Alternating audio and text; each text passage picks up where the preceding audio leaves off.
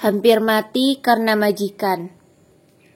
Aku seorang TKW yang sudah 5 tahun kerja. Di awal kerja di majikan pertama semua baik. 2 tahun kontrak kerjaku. Hingga kontrakku habis aku pindah ke majikan lain. Di majikan yang baru inilah aku mulai disiksa. Di awal kerja, jatah makan cuma 1 kali sehari yang seharusnya 3 kali. Dikasih kamar di gudang yang kotor dan sempit.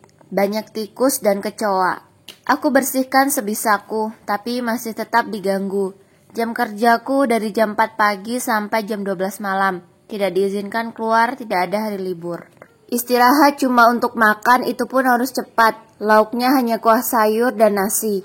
Itu pun sedikit. Minum juga cuma 1 gelas. Aku cuma minum saat pas makan itu. Saat kerja tidak boleh minum, kalau ketahuan aku dipukul. Tidak ada waktu untuk aku sholat. Aku terpaksa sholat di toilet saat ada waktu. Karena kalau izin sholat tidak akan boleh. Aku bohong mau BAB kalau mau sholat. Rasanya aku nggak kuat. Handphoneku diambil dan aku dikurung di rumah itu. Aku mengerjakan semua pekerjaan rumah, membersihkan kandang anjing, ternak babi. Lebih sakitnya aku dipaksa makan babi. Padahal majikan tahu aku muslim. Dia sengaja agar aku murtad, katanya. Aku selalu muntahin semuanya. Aku juga dipukul kalau salah sedikit. Disiram air panas dari dispenser. Kaki disiram. Kulitku sampai merah dan panas banget. Setiap hari aku menangis meratapi nasib. Aku ingin kabur, tapi tidak tahu bagaimana caranya, karena aku selalu diawasi. Gudang tempatku tidur dikunci kalau aku tidur. Aku tidak boleh bertemu orang asing yang datang ke rumah. Mereka takut kalau aku mengadu. Aku hanya bisa berdoa semoga Allah memberi aku kekuatan. Aku terkurung dan kerja sampai 2 tahun. Selama itu juga aku diperlakukan tidak manusiawi. Hingga yang terparah sampai aku hampir mati. Waktu itu aku tidak sengaja menjatuhkan anak babi yang keluar kandang. Aku dipukul, ditampar, ditendang, diinjak. Disiram kotoran babi seluruh badanku. Diseret, disiram air sampai aku kedinginan.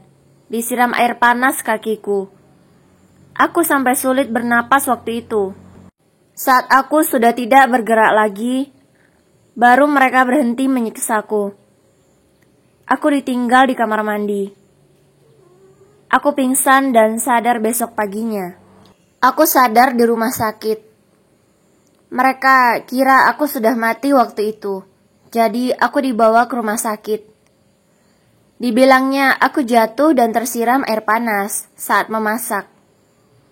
Perawat yang mengurusku bilang kalau aku ditemukan di dapur dengan kondisi panci tumpah di kakiku. Jadi mereka membuat skenario. Untungnya aku masih hidup dan bisa sadar. Aku tidak akan sia-siakan kesempatan ini. Aku meminta bantuan ke perawat itu. Aku ceritakan yang sebenarnya. Awalnya dia tidak percaya. Aku memohon sampai menangis. Akhirnya dia mau membantuku. Aku bersyukur ada orang baik. Aku dibantu buat laporan ke polisi. Akhirnya mereka semua ditangkap. Diadili sesuai ketentuan yang berlaku. Aku mendapatkan perlindungan dan biaya pengobatan. Dan gajiku yang belum dibayarkan mereka harus lunasi. Selama ini gajiku hanya dibayar setengah. Itu pun langsung ditransfer ke keluargaku. Aku juga dapat ganti rugi. Aku bisa pulang ke tanah air. Aku bersyukur masih diberikan kesempatan hidup kedua. Walaupun kulitku jadi cacat dan tulang jariku ada yang patah, aku bisa berkumpul lagi dengan keluarga. Mereka sedih melihat kondisiku. Tak hentinya orang tuaku menangis. Tidak tega lihat kondisiku. Begitu juga anakku, dia sangat sedih. Aku terpaksa kerja ke luar negeri demi anakku, karena aku seorang single parent. Tapi aku bernasib kurang beruntung. Aku masih sangat trauma. Tapi aku tidak boleh terpuruk terus. Aku harus bangkit, Ada anak yang harus aku perjuangkan. Aku mulai buka usaha toko sembako dari uang kompensasi yang masih ada. Alhamdulillah usahaku sedikit demi sedikit lancar. Aku bisa buka lembaran baru di hidupku. Anakku sudah kuliah sekarang. Dia berjanji padaku akan menjagaku selalu. Anak adalah kekuatan terbesarku, hingga aku kuat sampai sekarang. Di toko, aku punya beberapa pegawai. Aku memperlakukan mereka dengan layak. Karena karyawan adalah jantung kita. Harus diperlakukan dengan layak dan semestinya.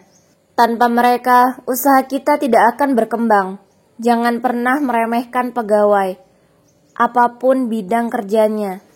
Semangat untuk para TKW yang hebat yang sedang berjuang. Semoga kisah ini jadi pelajaran. Tidak mudah kerja di luar. Keluarga jangan hanya mikir uang yang ditransfer, tapi tanya juga kabar mereka yang sedang berjuang. Semangat ya para pejuang devisa negara. Terima kasih yang sudah menonton. Semoga kalian selalu diberikan kesehatan. Jangan lupa subscribe ya.